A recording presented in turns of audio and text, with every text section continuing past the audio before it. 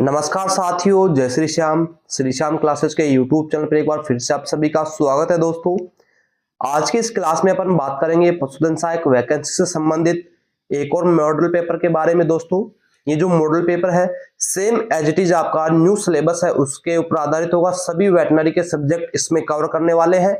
तो जो भी साथी भाई पशुधन सहायक की तैयारी कर रहा है, आगे भी इसी प्रकार से कंटिन्यू क्लासेस पाना चाहता है, तो जुड़ा रहे श्री श्याम क्लासेस के यूट्यूब चैनल के साथ में। चलिएगा दोस्तों, आज की क्लास का पहला क्वेश्चन देखते हैं।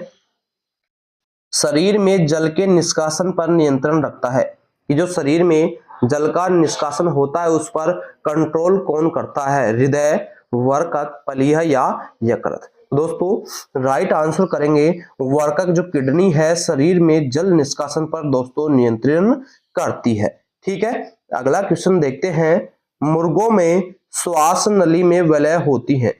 जो मुर्गे होते हैं, पोल्ट्री होती है, उसमें श्वास नली में वलय होती है। लंबी, अधिक चौड़ी, पूर्ण या दोस्तों अपूर्ण? दोस्तों, मुर्गों में जो श्वास नली में जो वलय होती है ये कंप्लीट पूर्ण पाई जाती है। ठीक है, नेक्स्ट क्वेश्चन देखिएगा। अगला क्वेश्चन आता है, एपिग्लोटिस उपास्थि किसमें पाई जाती है? जो एपिग्लोटिस उपास्थि होती है ये किसमें पाई जाती है? तो दोस्तों, राइट आंसर करेंगे कंठ लैरिंग्स के अंदर दोस्तों एपिग्लोटिस उपास्थि पाई जाती है। ठीक है, अगला क्वेश्चन देखते हैं दोस्तों।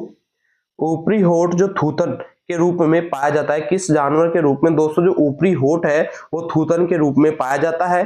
डॉग, हॉर्स, पिग या गोट? तो राइट आंसर करेंगे सुअर के अंदर जो ऊपरी होठ है ये थूथन के रूप में पाई जाती है दोस्तों।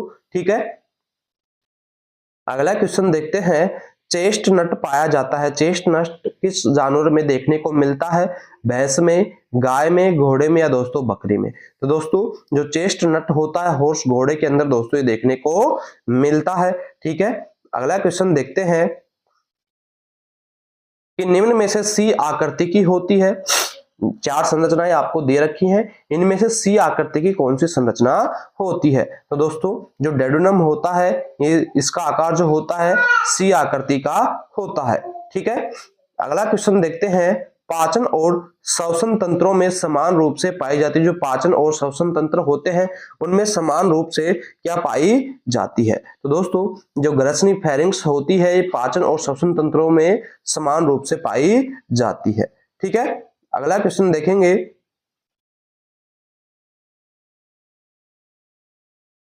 स्लेट्स ऑफ लैंगरहैंस पाए जाते हैं।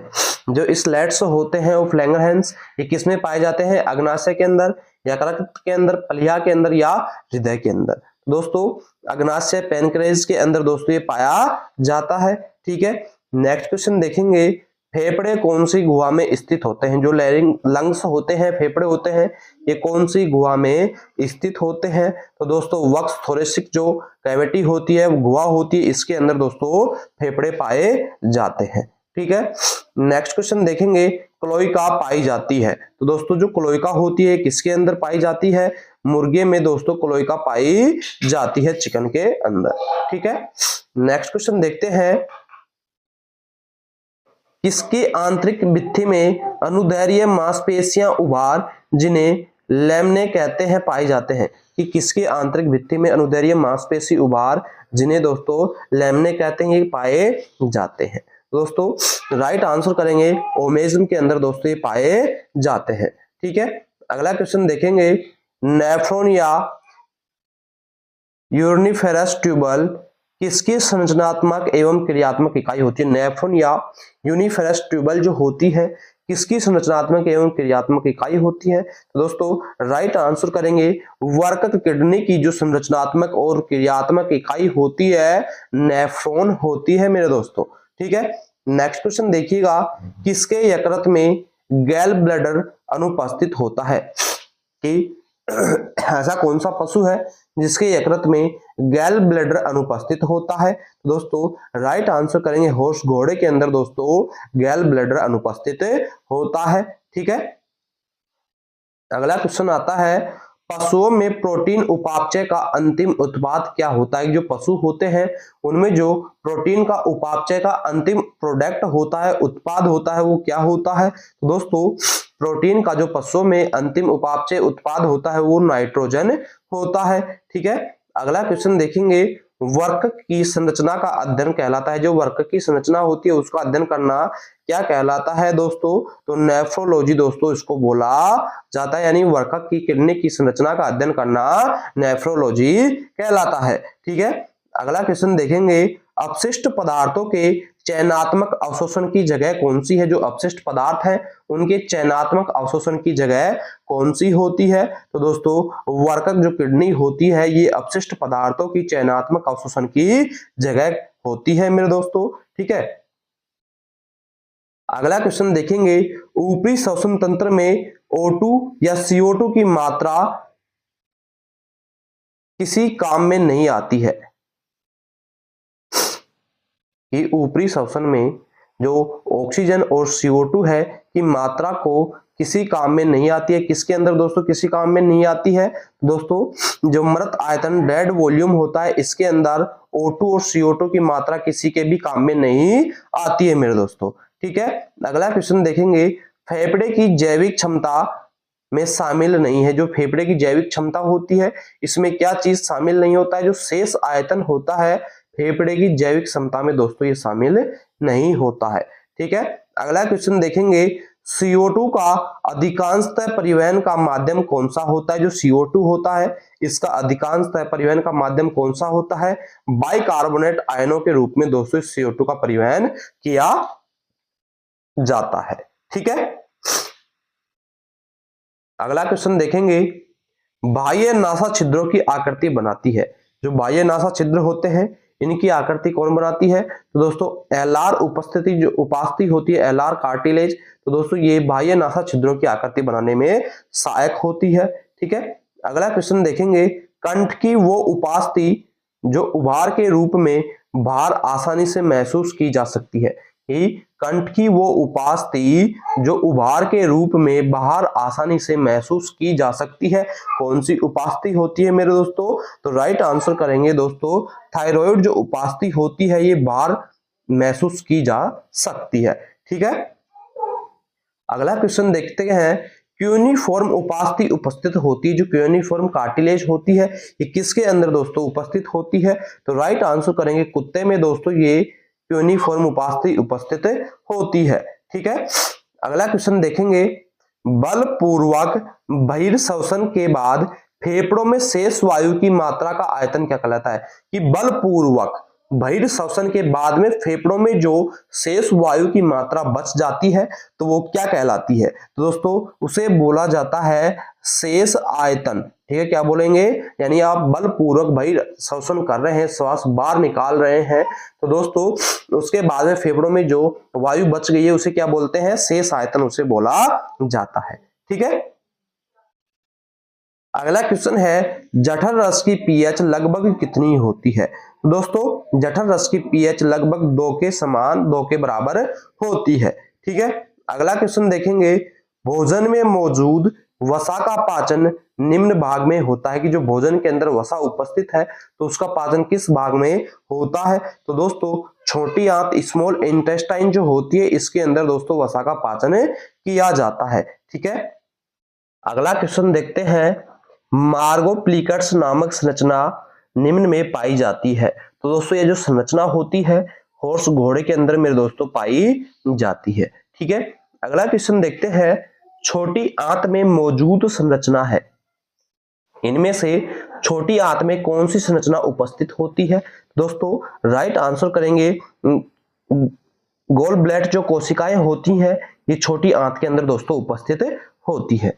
ठीक है, अगला क्वेश्चन देखेंगे, ब्रूनर्स ग्रंथि निम्न भाग में उपस्थित होती है, कि जो ब्रूनर्स ग्रंथि होती है किस भाग में उपस्थित होती है, जो डेडुनम भाग होता है इसके अंदर दोस्तों ब्रूनर्स ग्लैंड उपस्थित होती है। ठीक है, अगला क्वेश्चन देखेंगे, मुर्गे की डेडुनम निम्न भाग में खुलती है, जो मुर्गे की डेडुनम होती है ये किस भाग में खुलती है, तो दोस्तों गिजार्ड नामक भाग में दोस्तों जो मुर्गे की डेडुनम है ये आकर के खुलती है। ठीक है, अगला क्वेश्चन देखिएगा दोस्तों, वाटसन नलिका जीभ के नीचे खुलती है वह निम्न लार ग्रंथि के नलिका है कि जो वार्षण नलिका है ये जीभ के नीचे तक खुलती है। इनमें निम्न में से कौन सी लाल ग्रंथि की ये नलिका होती है? वार्षण नलिका। तो दोस्तों राइट आंसर करेंगे मैंडिबुलर जो लाल ग्रंथि है इसकी तो नलिका होती है कौन? वार्षण नलिका, जो कि जीभ के नीचे आकर के खुलती है मेरे दोस्तों। ठीक है, अगला क्वेश्चन देखेंगे, यकृत में मौजूद लिगामेंट्सों की संख्या कितनी है? यानी जो यकृत है आपका उसमें कितने लिगामेंट्स उपस्थित होते हैं? तो दोस्तों राइट आंसर करेंगे 4 लिगामेंट्स दोस्तों यकृत में उपस्थित होते हैं। ठीक है, अगला क्वेश्चन देखिएगा, घोड़े में यह अग्नाशय का आकार होता है। तो दोस्तों घोड़े का जो अग्नाशय होता है वो त्रिकोणाकार का होता है मेरे दोस्तों, त्रिभुज के आकार का होता है। ठीक है, अगला क्वेश्चन देखेंगे, नाशपति के आकार की संरचना जो यकृत की विसरण सतह पर होती है क्या कहलाती है? कि एक नाशपति की आकार की संरचना होती है जो कि यकृत की जो विसरण सतह होती है वहां पर उपस्थित होती है। तो दोस्तों उसे क्या बोला जाता है? पित्ताशय बोला जाता है, गॉल ब्लैडर बोला जाता है, जो कि घोड़े के अंदर अनुपस्थित होता है मेरे दोस्तों। अगला क्वेश्चन देखेंगे, आरबीसी का संग्रहण व कब्रिस्तान कहलाता है। आरबीसी का संग्रहण व कब्रिस्तान कौन कहलाता है? स्प्लीन प्लीहा दोस्तों कहलाता है। ठीक है, अगला क्वेश्चन देखेंगे, नलिकाविहीन शरीर की सबसे बड़ी ग्रंथि कौन सी होती है? नलिकाविहीन शरीर की सबसे बड़ी ग्रंथि दोस्तों राइट आंसर करेंगे प्लीहा, जो स्प्लीन होती है नलिकाविहीन शरीर की सबसे बड़ी ग्रंथि के रूप में जानी जाती है। ठीक है, अगला क्वेश्चन देखते हैं, जीभ की निम्न पैपेली में सर्वाधिक स्वाद कलिकाएं उपस्थित होती हैं। कि जीभ की कौन सी पैपेली होती है जिसके अंदर सर्वाधिक स्वाद कलिकाएं उपस्थित होती हैं? तो दोस्तों राइट आंसर करेंगे फंजीफोरम जो पैपेली होती है इसके अंदर दोस्तों सर्वाधिक स्वाद कलिकाएं उपस्थित होती है मेरे दोस्तों। अगला क्वेश्चन देखेंगे, दांतों की आगे व पीछे की सतह बनाने वाली संरचना कौन सी होती है? दांतों की जो आगे और पीछे की संरचना बनाती है कौन सी संरचना बनाती है? तो दोस्तों डेंटिव पैपेलाई जो होती है ये दांतों की आगे और पीछे की सतह बनाने का कार्य करती है मेरे दोस्तों। अगला क्वेश्चन देखिएगा, उदर गुहा में पाई जाने वाली झिल्ली कौन सी होती है? तो दोस्तों उदर गुहा में पाई जाती है पेरोटेनियम भी पाई जाती है, ओमेंटम भी पाई जाती है और मिसेंट्रियम, ये तीनों की तीनों जो झिल्लियां होती है उदर गुहा में दोस्तों पाई जाती है। ऑल ऑफ दी सभी दोस्तों राइट आंसर करेंगे। ठीक है, अगला क्वेश्चन देखिएगा दोस्तों, मुर्गे में क्रोप निम्न अंग का विस्तार है।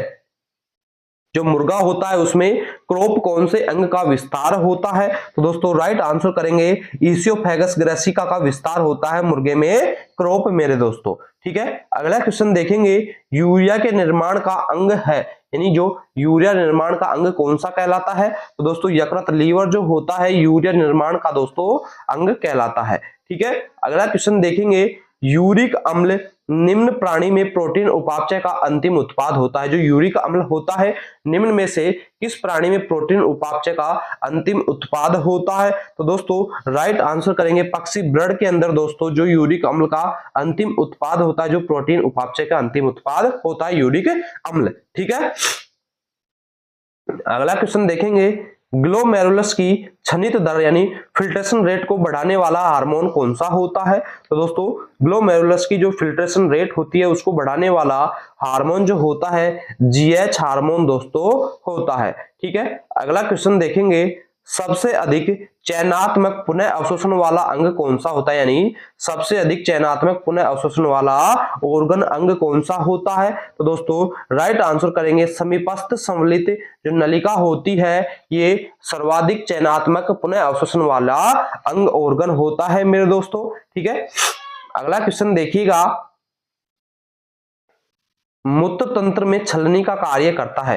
जो मूत्र तंत्र होता है उसमें छलनी का कार्य कौन करता है? तो दोस्तों जो ग्लोमेरुलस होता है ये मूत्र तंत्र के अंदर दोस्तों छलनी का कार्य छानने का कार्य करता है। ठीक है, अगला क्वेश्चन देखिएगा, चयनात्मक पुनः अवशोषण का अंग कौन सा होता है? जो चयनात्मक पुनः अवशोषण होता है वो किस अंग का होता है? तो दोस्तों राइट आंसर करेंगे वर्क किडनी का होता है मेरे दोस्तों। ठीक है, अगला क्वेश्चन देखिएगा, मूत्र तंत्र का अध्ययन कहलाता है। जो मूत्र तंत्र का अध्ययन करते हैं वो क्या कहलाती है? तो दोस्तों राइट आंसर करेंगे यूरोलॉजी जो है मूत्र तंत्र के बारे में अध्ययन करना कहलाता है। ठीक है, अगला क्वेश्चन देखेंगे, मैसेंजियल कोशिका पाई जाती है। जो मैसेंजियल कोशिका होती है ये ग्लोमेरुलस में दोस्तों पाई जाती है। ठीक है, अगला क्वेश्चन देखेंगे, घोड़े का मूत्र होता है, जो घोड़े का मूत्र होता है, पेशाब होता है, वो कैसा होता है? तो दोस्तों राइट आंसर करेंगे, पानी जैसा पतला होता है, गदला होता है और भूरे रंग का होता है। तीनों के तीनों जो लक्षण होते हैं घोड़े के मूत्र के होते हैं। ऑल ऑफ दीज उपरोक्त सभी राइट आंसर करेंगे दोस्तों। ठीक है, अगला क्वेश्चन देखेंगे, मूत्राशय अनुपस्थित होता है। मूत्राशय किसके अंदर अनुपस्थित होगा? मुर्गे में, चिकन के अंदर दोस्तों मूत्राशय अनुपस्थित होता है। ठीक है, अगला क्वेश्चन देखिएगा दोस्तों, कुत्ते में मूत्र की पीएच होती है, जो कुत्ता होता है उसमें जो मूत्र की पीएच होती है वो कैसी होती है? दोस्तों अम्लीय एसिडिक पीएच होता है उसके पेशाब का। ठीक है, अगला क्वेश्चन आता है दोस्तों, कैल्शियम व फोस्फेट लवणों के उत्सर्जन को बढ़ाता है।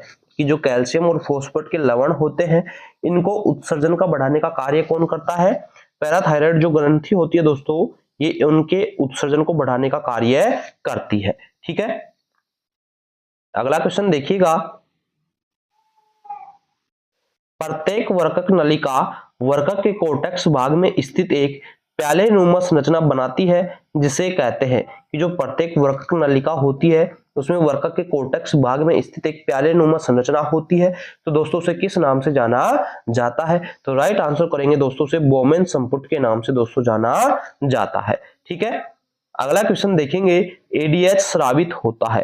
दोस्तों एडीएच जो होता है किससे स्रावित होता है? राइट आंसर करेंगे, जो न्यूरोहाइपोफाइसिस होता है इससे दोस्तों एडीएच हार्मोन स्रावित किया जाता है। ठीक है, अगला क्वेश्चन देखेंगे, बहुमूत्रता रोग किस कारण से होता है? कि जो बहुमूत्रता का रोग है ये किस कारण से होता है? दोस्तों राइट आंसर करेंगे, एडीएच का अगर कम श्रावण होगा तो दोस्तों बहुमूत्रता का कारण हो जाएगा। ठीक है, अगला क्वेश्चन देखेंगे, मूत्र के सांद्रण का अंतिम स्थल कौन सा होता है? दोस्तों मूत्र के सांद्रण का जो अंतिम स्थल होता है वो संग्रहण नलिका होती है, क्लक्टन जो डक्ट होती है ये होती है मेरे दोस्तों। ठीक है, अगला क्वेश्चन है अपना, देसी गाय का वैज्ञानिक नाम क्या होता है? कि दोस्तों जो देसी गाय है उसका वैज्ञानिक नाम क्या होता है? बोस इंडिगस, जिसके अंदर थुई उपस्थित होती है। विदेशी गाय का बोस टारस होता है जिसके अंदर थुई अनुपस्थित होती है। ठीक है, अगला क्वेश्चन देखेंगे, विदेशी गाय का वैज्ञानिक नाम। तो दोस्तों बोस टारस विदेशी गाय का वैज्ञानिक नाम होता है। ठीक है, अगला क्वेश्चन देखेंगे, निम्न में से सत्य होगा, यानी भैंस का जो नाम होता है बुबालिस बुबालिस होता है, बकरी का कैप्रा हिरिकस होता है और भेड़ का ओविसेरिज होता है। तीनों के तीनों सही होंगे, ऑल ऑफ दीज उपरोक्त सभी करेंगे। ठीक है, अगला क्वेश्चन देखेंगे, निम्न में से कौन सा कथन सत्य होगा? यानी घोड़े का इक्वाइस कैबलस होता है, ये भी सही होगा। गधे का इक्वाइस एसेनियल्स होता है, या का बोस जेनेरस होता है, ये भी सही है तीनों के तीनों। दोस्तों all of these right answer करेंगे। ठीक है,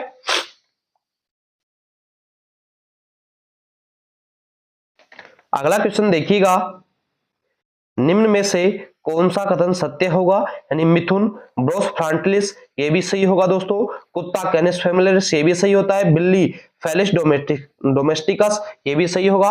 ऑल ऑफ दीज यानी तीनों के तीनों जो साइंटिफिक नाम है ये सही होंगे, तो राइट आंसर हो जाएगा उपरोक्त सभी। ठीक है, अगला क्वेश्चन देखेंगे, सुअर का वैज्ञानिक नाम क्या होता है? जो सुअर होता है इनका वैज्ञानिक नाम क्या होता है?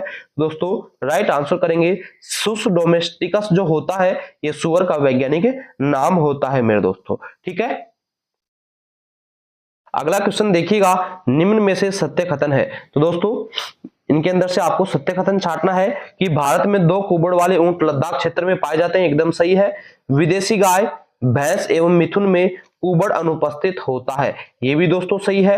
और मुर्गा कुत्ता बिल्ली और खरगोश पशुधन की श्रेणी में नहीं आते हैं, ये भी दोस्तों सही है। ऑल ऑफ दीज उपरोक्त सभी राइट आंसर करेंगे। ठीक है, अगला क्वेश्चन देखेंगे, गाय भैंस में प्रसव की प्रक्रिया को क्या कहा जाता है? कि जो गाय भैंस होती है उसमें जो ब्याने की प्रक्रिया होती है उसे किस नाम से जाना जाता है? तो दोस्तों क्लेविंग के नाम से दोस्तों से जाना जाता है। ठीक है, अगला क्वेश्चन देखेंगे,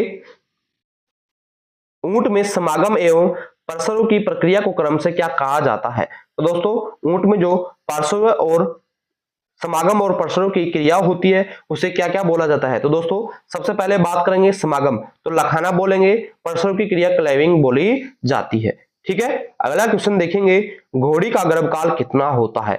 दोस्तों जो घोड़ी होती है उसका गर्भकाल होता है 11 माह 11 दिन का। ठीक है,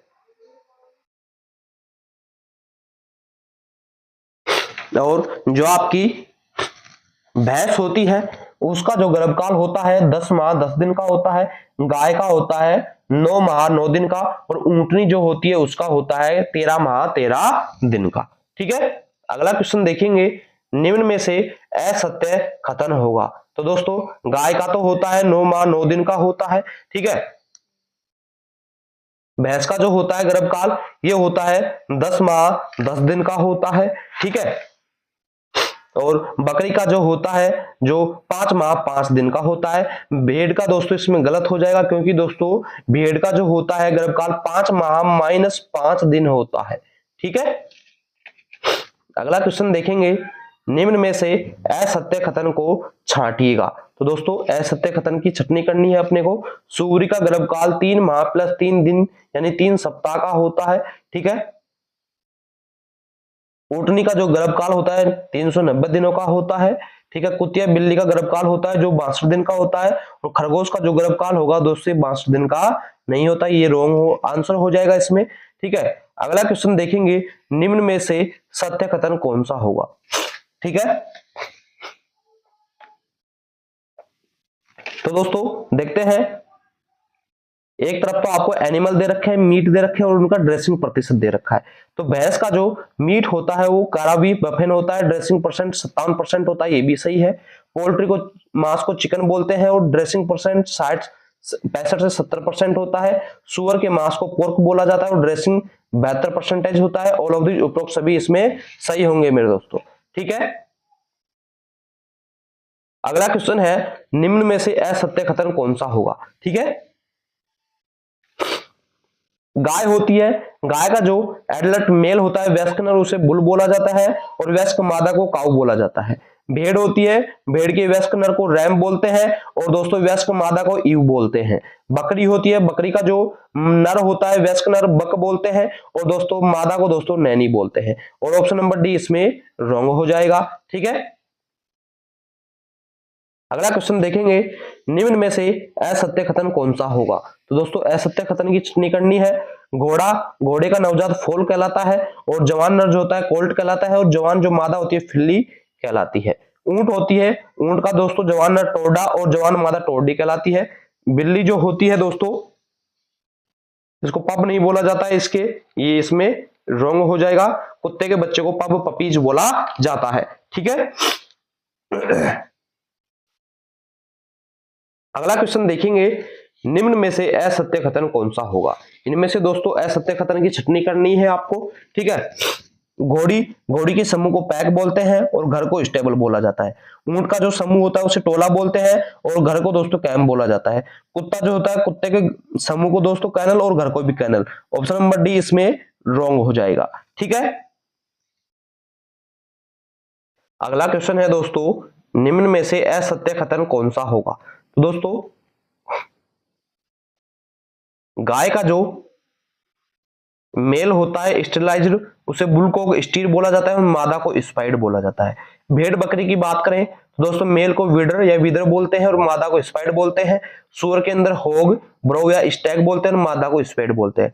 घोड़ी इसमें दोस्तों ये गलत हो जाएगा, क्योंकि मादा को तो दोस्तों स्पाइड बोलेंगे और नर को दोस्तों ग्लैड बोला जाता है। ठीक है, अगला क्वेश्चन देखेंगे, बोझा ढोने के लिए बदिया किया गया बैल क्या कहलाता है? जो बोझा ढोने के लिए जो बैल होता है जो बदियाकरण किया जाता है उसे क्या बोला जाता है? तो दोस्तों बुलकोक उसके नाम से दोस्तों उसे जाना जाता है। ठीक है, अगला क्वेश्चन देखेंगे, भारत में जानवरों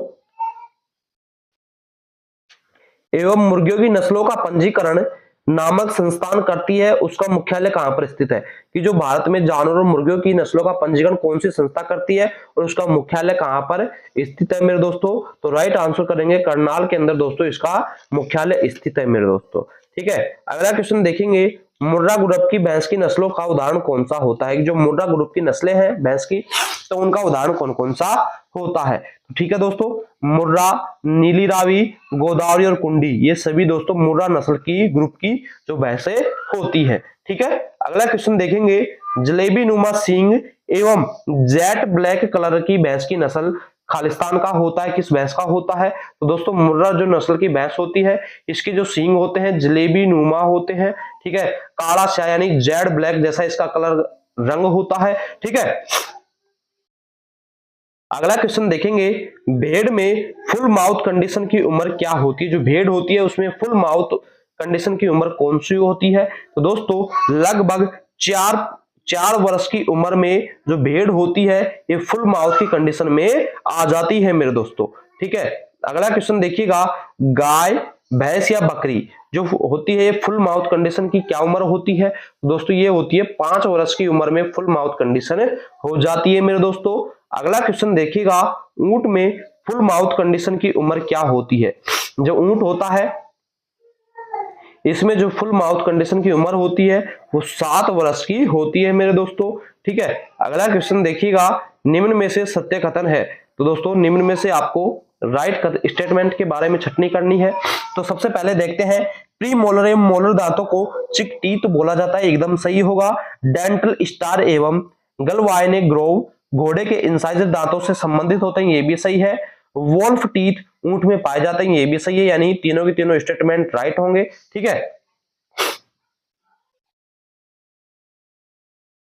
अगला क्वेश्चन देखेंगे, भेड़, बकरी एवं बछड़ों में सबसे ज्यादा उपयोग में लिया जाने वाला पहचान का तरीका क्या होता है? तो दोस्तों गोदना जो होता है भेड़, बकरी एवं बछड़ों में दोस्तों पहचान करने का सबसे अच्छा तरीका होता है मेरे दोस्तों। अगला क्वेश्चन देखेंगे, बड़े जानवरों जैसे गाय, भैंस, घोड़ा, ऊंट में सबसे ज्यादा काम में लिया जाने वाला पहचान का स्थायी तरीका कौन सा होता है? तो दोस्तों ब्रांडिंग करना दोस्तों बड़े जानवरों में पहचान करने का सबसे अच्छा स्थायी तरीका होता है। ठीक है, अगला क्वेश्चन देखेंगे, सुअर में सबसे ज्यादा उपयोग में आने वाला पहचान का स्थायी तरीका कौन सा होता है? तो दोस्तों राइट आंसर करेंगे, कान नोचिंग करना यानी ईयर नोचिंग करना सुअर में पहचान करने का सबसे अच्छा स्थायी तरीका माना जाता है।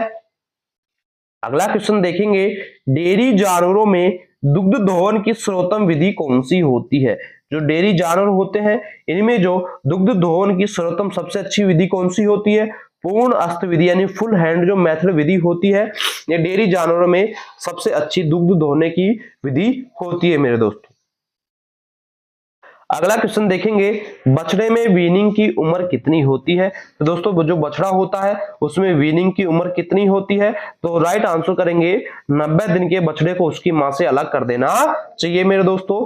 अगला क्वेश्चन देखिएगा, बधियाकरण के बारे में सत्य कथन कौन सा होगा? तो दोस्तों बधियाकरण के बारे में राइट स्टेटमेंट आपको छांटना है कि नर जानवरों में शुक्राणु जनन को बंद करने की विधि दोस्तों कास्ट्रेशन कहलाती है। उत्तेजित जानवरों को शांत करने के लिए ताकि बोझा ढोने के काम में लिया जा सके, इसीलिए दोस्तों उसका बधियाकरण किया जाता है, और मांस उत्पादन को बढ़ाने के लिए। तीनों को तीनों स्टेटमेंट सही होंगे, राइट आंसर हो जाएगा ऑल ऑफ दीज। ठीक है, अगला क्वेश्चन देखेंगे, बछड़ों में सींग रोदन की उम्र क्या होती है? जो बछड़े होते हैं उनमें सींग रोदन की उम्र क्या होती है दोस्तों? 10 दिन से पहले उनमें सींग रोदन कर देना चाहिए। ठीक है, अगला क्वेश्चन देखेंगे, गाय, भैंस, ऊंटनी में थनों की संख्या प्रत्येक में टीट कैनाल की संख्या क्रमशः कितनी होती है? ठीक है, तो दोस्तों गाय और भैंस व ऊंटनी में थनों की जो संख्या होती है वो तो कितनी होती है मेरे दोस्तों? 4 तो थन होते हैं, और जो इनमें टीट कैनाल जो होती है केवल और एक थन में एक ही टीट कैनाल उपस्थित होती है। ठीक है, अगला क्वेश्चन देखेंगे, घोड़ी में थनों की संख्या एवं प्रत्येक थन में टीट कैनाल की संख्या क्रमशः कितनी होती है? तो दोस्तों घोड़ी के अंदर कितने थन उपस्थित होते हैं? 2 थन उपस्थित होते हैं, और दोस्तों दोनों थनों में 2-2 टीट कैनाल उपस्थित होती है मेरे दोस्तों। ठीक है, अगला क्वेश्चन देखेंगे, सूरी में थनों की संख्या एवं प्रत्येक थन में टीट कैनाल की संख्या कितनी होती है?